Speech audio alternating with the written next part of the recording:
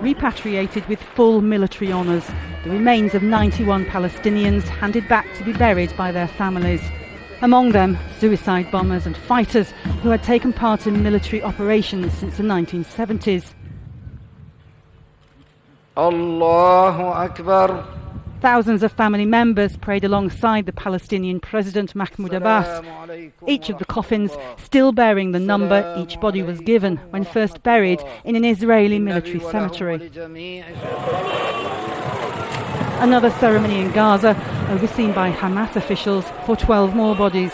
12 more families now able to lay their relatives to rest. The Israeli Prime Minister Benjamin Netanyahu has described the return of the bodies as a goodwill gesture, a humanitarian step to try to get the peace process back on track.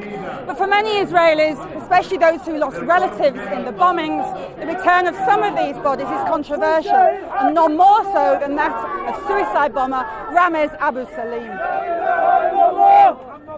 Ramez Abu Salim was 22 when he blew up Cafe Hillel in West Jerusalem in 2003, killing 7 Israelis.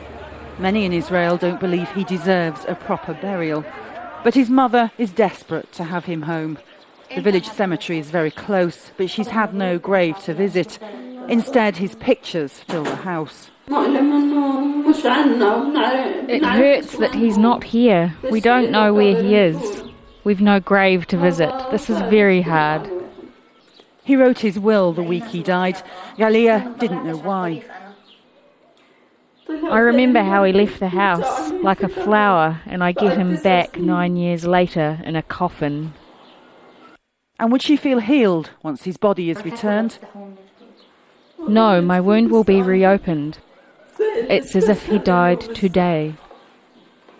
For the past 9 years, her son's body was number 5170. Now he will have a headstone on a grave she can visit every day. Sue Turton, Al Jazeera, Ramallah.